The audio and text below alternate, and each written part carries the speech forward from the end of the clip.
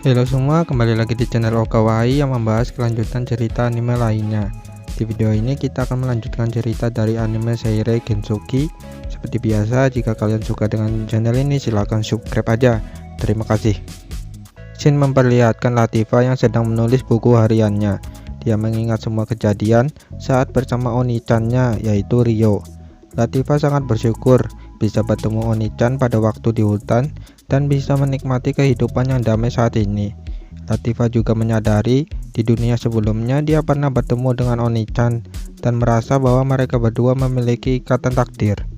Tapi Latifah juga mengetahui bahwa Oni-chan memiliki seseorang yang berharga lebih dari dirinya. Oleh sebab itu, Latifah menulis semua kegiatan yang dia alami saat ini dan berharap bisa membaca bukunya bersama Oni-chan. Tahun 999 dari era suci, musim gugur. Di hari yang sama dengan Latifah, Ryo sedang menuju ke desa Roh, tempat tinggal Latifah. Ryo berkata, sudah 2 tahun lebih aku tidak bertemu dengan Latifah dan yang lainnya, apakah mereka semua baik-baik saja? Ketika Ryo sampai, Polrep Ariel datang menghampirinya. Di belakang Ariel ada Latifah yang langsung memanggil Ryo dengan sebutan manisnya, yaitu Oni-chan. Latifah turun dari atas langit dan Ryo yang tidak tahan dengan kata Oni-chan langsung memeluk Latifah. Ryo berkata, kamu sudah tumbuh besar Latifah. Latifah menjawab, tentu saja, sekarang umurku 13 tahun. Singkat cerita, mereka sampai di desa Roh. Sarah dan Alma kaget melihat Ryo sudah tumbuh dewasa dan lebih tampan. Ryo juga senang melihat Sarah dan Alma lalu berkata, kalian berdua sudah tumbuh menjadi gadis yang cantik. Perkataan Ryo membuat wajah Sarah dan Alma menjadi merah. Orpia dan Latifah menyatakan mereka berdua juga sudah tumbuh dewasa. Ryo yang mendengar hal itu cuma bisa berkata, ya kalian berdua sudah dewasa. Di taman, Ryo didatangi banyak anak kecil yang senang dengan kedatangannya di desa. Ryo juga memuji Vera, adik Sarah, dengan pujian Vera tumbuh menjadi gadis cantik, dan juga Aslan yang tumbuh menjadi pria dewasa. Momen pertemuan Ryo dengan anak kecil pun terhenti, karena Ryo harus bertemu dengan tetua desa. Di malam hari, Ryo bertemu dengan Ursula, Dominic, dan Sildora. Mereka bertiga sangat senang melihat kedatangan Ryo ke desa. Mereka mengadakan pesta kecil yang dihadiri oleh Sarah, Orpia, Alma, dan Latifah. Ursula meminta Ryo menceritakan tentang dirinya saat berada di Yakumo. Ryo dengan senang hati menceritakan itu semua, bahwa dia saat berada di Yakumo, dia tidak dapat petunjuk tentang ibunya. Dia hanya bertemu dengan neneknya dan sepupu wanita. Ryo juga menegaskan bahwa dia akan pergi dari desa untuk 1 bulan ke depan. Latifah yang mendengar Oni-channya akan pergi mulai sedih dan meminta Oni-chan berjanji untuk pulang lebih cepat. Ryo menerima janji itu. Keesokan harinya, Ryo, Latifah, dan Vera pergi ke hutan yang ada pohon besar. Di sana tempat tinggal Dryas, roh agung yang ada di desa tersebut. Di perjalanan, Latifah dan Vera memeluk tangan Ryo. Mereka bertiga bertemu dengan Anya. Anya berkata dengan nada menggoda, tampaknya Ryo saat ini lebih dewasa dan lebih tampan. Ryo menjawab dengan alami, terima kasih, Anya juga tambah cantik dari sebelumnya. Anya tidak menyangka ternyata Ryo membalasnya yang membuat Anya menjadi merah di wajah. Latifah dan Vera bingung melihat Anya yang tiba-tiba malu. Anya menyuruh Ryo dan yang lainnya segera pergi. Dia lakukan itu supaya terhindar dari Ryo yang membuat wajahnya merah. Singkat cerita, Ryo dan yang lainnya tiba di kuil roh. Di sana sudah ada Sarah, Orpia, dan Alma yang menunggu kedatangan mereka. Kemudian, Dryas roh agung muncul di hadapan mereka. Dryas sangat senang melihat Ryo kembali ke desa dan menemuinya. Dryas mencium bau enak yang dibawa oleh Ryo. Ryo menyuruh semuanya termasuk Dryas untuk mencoba resep yang dia bawa dari Yakumo. Orpia menyiapkan teh untuk semuanya. Lalu Ryo mengeluarkan manju yang berisi kacang merah di dalamnya. Dryas dan yang lainnya sangat senang dengan makanan yang dibawa oleh Ryo. Pesta teh mereka berjalan dengan lancar. 2 minggu sudah berlalu. Ryo mendatangi Dominic yang sedang membangun rumahnya. Dominic sangat senang karena dia mendapat kesempatan membangun rumah Ryo bersama kurcaci lainnya. Ryo berkata, bukannya ini terlalu besar untuk 1 orang? Dominic menjawab, aku sudah berpikir. Kemungkinan kedepannya Ryo pasti punya banyak istri dan pasti banyak anak juga. Jadi aku membuat rumahmu sedikit lebih besar. Ryo yang mendengar hal itu cuma bisa tersenyum. 1 bulan sudah dekat. Rumah Rio sudah sepenuhnya jadi. Vera dan Aslan ingin menginap di rumah Rio. Rio yang mengetahui hal itu lalu membawa Sarah sebagai wali mereka berdua. Di hari itu, Rio sedang mandi di bak besar. Dia terus berpikir tentang kepergiannya menuju Stral. Rio ingin sekali tinggal lebih lama di rumahnya, tapi dia tidak bisa lakukan itu, karena ada hal yang harus dia lakukan. Tiba-tiba suara merdu memanggil Rio, yaitu Oni-chan, boleh masuk? Rio spontan menjawab boleh, tapi dia kaget. Suara itu berasal dari Latifah yang masuk ke dalam dengan rambut oranye yang diikat, yang memperlihatkan tengkuk lehernya yang indah, handuk yang menekan dada kecilnya, pinggang dan pinggulnya yang ramping, dan paha sampai kakinya yang mulus. Rio terpesona dengan imotonya. Latifah berkata, Oni-chan jangan lihat seperti itu. Aduh, coba Latifah sendiri, pasti jawabnya, Oni-chan upaka. Skip, kita kembali ke cerita. Rio berkata, aku minta maaf, tapi kenapa kamu di sini? Latifah memberitahukan bahwa dia ingin menggosok punggung Oni-chan. Rio yang telah mengetahui hal itu menolak untuk digosok punggungnya. Latifah bersikeras dengan tujuan awalnya, tapi Rio terus menolak hingga membuat Latifah berkata, kalau begitu aku akan mandi bareng bersama Oni-chan. Lalu Latifah membuka handuknya perlahan. Rio yang melihat hal itu berkata, baiklah kamu boleh menggosok punggungku. Latifah sangat senang, kemudian dia menggosok punggung lebar milik kakaknya. Rio berkata, terima kasih untuk hari ini. Di saat itu, Rio merasakan sensasi kelembutan dan kehangatan di punggungnya. Rio tidak tahu apa itu, tapi dia perlahan mulai sadar bahwa saat ini Latifah sedang memeluk dirinya. Latifah berkata, Oni-chan akan pulang kan? Pokoknya Oni-chan harus pulang. Rio menjawab, jika Latifah yang meminta, aku pasti akan pulang. Okawai meminta maaf karena gambar yang ada di novel disensor, jadi kalian bisa membayangkannya sendiri, oke? Next. Di hari Rio akan meninggalkan desa, ketiga tetua Ursula, Dominic, dan Sildora mengantar kepergian Rio. Sarah, Alma, Orbia, dan Latifah juga ikut. Ursula memberikan item batu sihir yang berupa artefak. Batu itu berfungsi sebagai teleportasi. Apabila sewaktu Rio ingin bertemu dengan Latifah, dia bisa menggunakan batu itu. Rio tidak henti untuk berterima kasih karena mereka sudah memberikan item artefak sihir dan rumah buat Rio. Sementara itu, Latifah memeluk Rio sebelum kepergiannya. Scene memperlihatkan Rio sudah tiba di kota Amande yang terletak di wilayah Stral. Rio berjalan menelusuri kota Amande yang banyak berubah setelah 1 tahun terakhir. Di saat Rio sedang melihat-lihat isi kota, tiba-tiba pilar sihir bersinar terang dengan warna yang berbeda di setiap pilar. Rio melihat fenomena itu, bahkan semua orang yang di sana juga melihat fenomena itu. Ketika Rio sedang melihat pilar sihir, tiba-tiba dadanya mulai sakit. Rio tidak tahu apa yang terjadi padanya, namun suara wanita memanggil namanya, yaitu Haruto. Nama itu adalah nama asli Rio saat hidup di bumi. Wanita misterius itu menyuruh Rio pergi ke arah tenggara selatan dari kota Amande. Setelah selesai menyampaikan pesan, wanita itu menghilang dan Rio tidak merasakan sakit di dadanya. Rio yang menyadari hal itu berpikir kemungkinan roh yang ada di dalam tubuhnya sedang berinteraksi. Kalau begitu aku harus pergi ke arah tenggara dari kota Amande, kata Rio. Kemudian Rio pergi ke arah itu dengan terbang. Rio sudah cukup lama terbang ke arah tenggara, namun dia sama sekali tidak melihat tanda-tanda aneh sepanjang perjalanan. Dirasa tidak ada sesuatu, Rio mulai kembali. Tapi sebelum kembali, Rio merasakan energi sihir yang berada di dekatnya. Rio mencari sumber sihir tersebut dan melihat sebuah distorsi seperti portal. Rio berpikir, apakah ini sihir teleportasi? Tapi mengapa di sini? Mengapa tidak di kota atau dekat kota? Dirasa ada yang aneh, Rio melihat sekitar. Dugaan Rio benar. Ternyata ada jejak kaki dari portal tersebut yang mengarah ke selatan wilayah Stral dan menuju kota Centostella. Rio berkata di pikirannya, ini bukan kebetulan, aku harus mengikuti jejak ini. Di sisi lain, distorsi tadi telah mengirim 3 anak ke dunia itu. Anak itu adalah Ayase Miharu, Sendo Aki, dan Sendo Masato. Aki terkejut ketika dia sedang mengobrol dengan kakaknya. Tiba-tiba dia sudah berada di dunia lain. Masato juga sama terkejutnya. Dia berpikir dunia yang dia pijak saat ini adalah dunia game. Tapi Aki menolak perkataan Masato. Lalu mereka bertengkar. Miharu, mahasiswi cantik, mulai melerai mereka berdua dan berkata, kita harus tenang, kalian sebelum kesini melihat sesuatu yang aneh bukan? Itu juga terjadi padaku. Faktanya mereka bertiga sudah saling kenal saat berada di bumi. Berkat omongan dari Miharu, Masato si bocil SD mengusulkan untuk mencari seseorang yang akan membantu mereka. Tapi Aki si anak SMA menjawab, "Lebih baik kita tunggu di sini, siapa tahu ada orang yang menolong kita."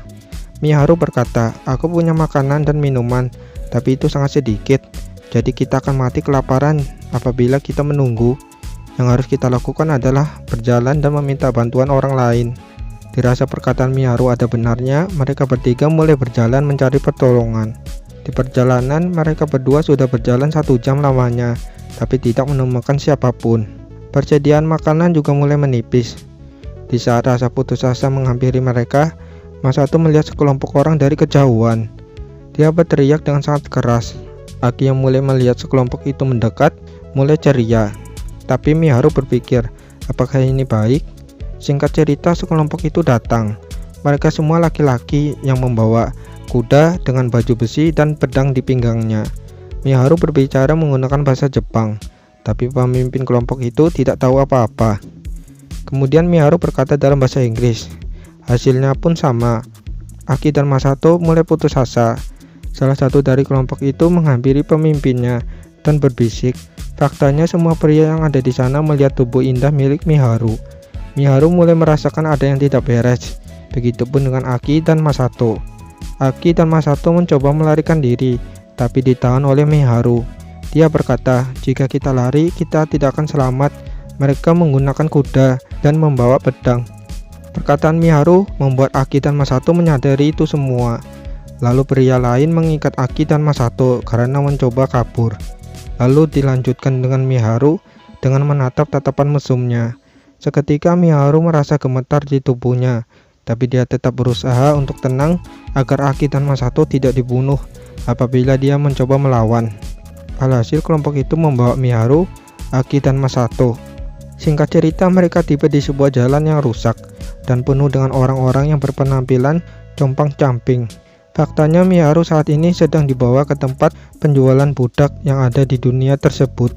Kemudian seorang pria dengan kereta kuda mewah datang ke sana. Dia kaget melihat Miharu yang cantik dan mempunyai tubuh yang indah, langsung menghampirinya, lalu membawa Miharu. Miharu berkata, "Aku baik-baik saja, Masato, Aki-chan, jangan khawatir." Kemudian Miharu dibawa pergi. Aki dan Masato berteriak menyebut nama Miharu, namun keduanya dicambuk oleh sekelompok pria. Lalu mereka dibawa dan masuk ke dalam kereta. Di sana ada banyak anak kecil yang seumuran dengannya. Aki bingung harus berbuat apa kepada Miharu yang dibawa pergi. Begitupun dengan Masato. Masato berkata, "Untuk saat ini kita tidak perlu melakukan apa-apa." Aki yang mendengar itu tentu membantah pemikiran Masato karena Miharu sudah dianggap kakaknya sendiri saat berada di bumi. Tanpa mereka sadari, tiba-tiba suara keras terdengar oleh kelompok pria itu. Faktanya seorang pria remaja sedang berhadapan dengan sekelompok pria yang membawa mereka. Aki melihat pria itu dengan tatapan putus asa dan berkata, "Tolong bantu kami." Kita berpindah pada sudut pandang Rio. Rio mendengar perkataan, "Tolong bantu kami," menggunakan bahasa Jepang. Rio menyadari bahwa ada orang Jepang di dalam kereta itu. Rio berkata kepada bos kelompok itu, "Salah satu wanita tadi adalah orang yang aku cari. Jadi bisa jelaskan apa yang terjadi di sini?" Pemimpin dari kelompok itu muak dengan pertanyaan Rio dan menyuruh semua anak buahnya membunuh Rio. Seketika Rio dikelilingi oleh pasukan lain. Rio melompat ke atas, kemudian komandan musuh menyerang Rio dengan sihir, tapi berhasil dihindari dengan mudah oleh Rio. Mereka semua terkejut melihat Rio yang tiba-tiba menghilang. Mereka tidak menyadari bahwa Rio sudah menyerang mereka dengan pedang miliknya. Pasukan yang melindungi komandan semuanya terhempas akibat serangan Rio. Komandan itu kaget dan tidak tahu apa yang terjadi. Ketika Rio berada di depannya, komandan itu mengambil pedangnya. Tapi alangkah terkejutnya, tangan komandan itu sudah tertebas pedang milik Rio. Komandan itu merasakan sakit yang luar biasa karena tangannya terpisah. Kemudian komandan itu terjatuh. Alhasil komandan itu mati dengan sendirinya. Rio menyadari bahwa sekelompok itu adalah tentara bayaran dan mencari klien yang menyewanya. Akhirnya Rio berhasil menemukan klien tersebut dan menyuruh pasukan yang tersisa untuk melepas budak-budak yang ada di kereta. Setelah selesai, Rio menghampiri gadis tadi, yaitu Aki, beserta dengan anak laki-laki yang bernama Masato. Mereka berdua kaget Rio mengerti bahasa mereka. Rio berkata, aku mengerti bahasamu, tapi untuk detailnya nanti akan kujelaskan. Kalau nggak salah kalian bertiga bukan? Mana yang satunya? Aki berkata, dia berbeda dengan gerbong kami. Lalu Rio menghampiri klien tersebut dan meminta membawanya ke gerbong itu. Rio berkata, kau belum melakukan sesuatu padanya kan? Klien itu menjawab, tidak, aku belum melakukan apapun. Rio membawa klien itu, Aki dan Masato, menuju ke gerbong lain. Singkat cerita, Rio berhasil membuka gerbong itu. Di dalam gerbong dipenuhi dengan wanita cantik, termasuk Miharu. Rio memandang Miharu, begitupun sebaliknya. Tanpa Rio sadari, air mata mulai bergelinang di matanya ketika melihat Miharu. Miharu juga bergelinang air mata yang membuat dirinya ingin menangis ketika melihat Rio. Miharu tidak tahu mengapa, padahal dia baru pertama kali melihat Rio. Tapi rasa di hatinya bahwa mereka berdua sudah sangat kenal cukup lama. Setelah momen singkat itu, Rio mengeluarkan tangannya dengan menyebutkan bahwa dia akan menyelamatkan Miharu. Miharu menerima tangan dari Rio.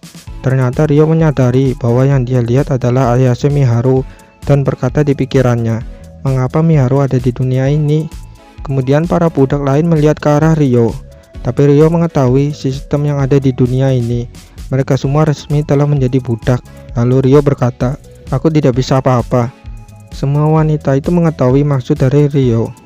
Kemudian Rio membawa Miharu, Aki, dan Masato pergi dari tempat itu. Di perjalanan mereka canggung, tidak bertanya satu sama lain, sampai Miharu memberanikan diri dan bertanya, terima kasih, jika tidak ada kamu, mungkin sesuatu buruk akan terjadi pada kita. Rio berkata, itu sudah sewajarnya. Miharu bertanya, kalau begitu nama kamu siapa? Rio berpikir sejenak bahwa nama Rio saat ini telah menjadi buronan tingkat kerajaan, dan rambut hitam pada Rio sebelumnya sudah dia ubah menjadi putih. Rio lakukan itu agar bisa bergerak secara leluasa. Setelah berpikir, Rio menjawab, namaku Haruto. Miharu yang mendengar hal itu sontak terkaget-kaget dan terdiam. Begitupun dengan Aki. Rio yang mendengar nama Aki dari Miharu juga membuatnya kaget. Faktanya, Rio mengingat bahwa Aki adalah adiknya saat berusia 4 tahun yang dibawa pergi ketika orang tua mereka bercerai. Dan wajahnya sangat mirip dengan wajahnya.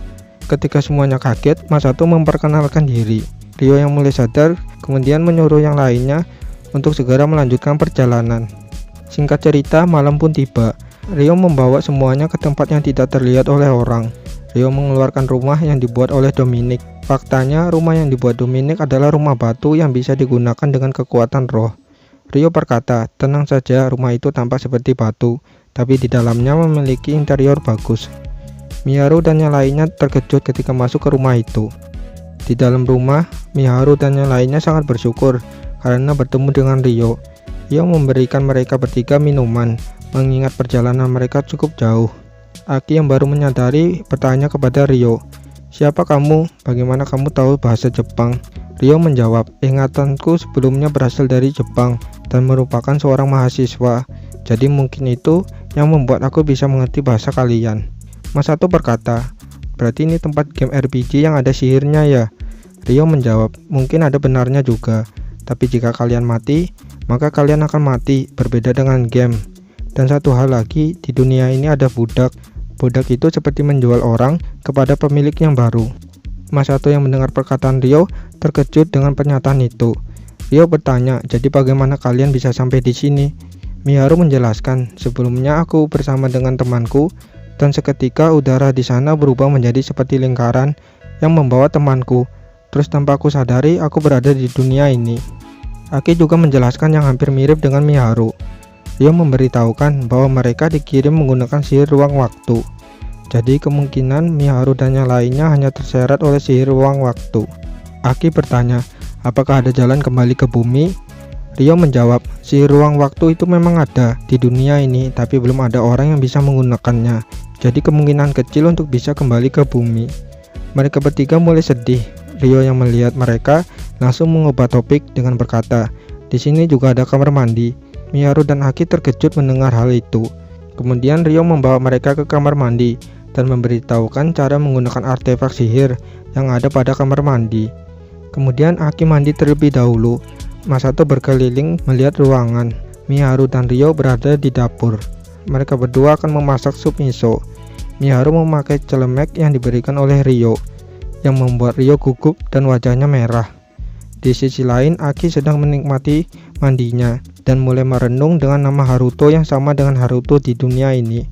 Haruto di dunia dulu yang Aki tahu adalah seorang kakak kandungnya yang menjaganya saat masih kecil. Mereka sering bermain di rumah sebelah, yaitu rumah Miharu. Mereka bertiga selalu bersama-sama hingga kejadian buruk menimpa Aki. Orang tuanya menyatakan berpisah, Aki bersama ibunya dan Haruto bersama ayahnya. Sejak kejadian itu, Aki mulai membenci Haruto. Ibunya Aki menikah lagi dan mempunyai kakak tiri dan adik tiri. Kakak tirinya bernama Sendo Takahisa dan adik tirinya adalah Sendo Masato. Aki memperkenalkan Takahisa kepada Miharu, sehingga Takahisa jatuh hati pada pandangan pertama saat melihat Miharu.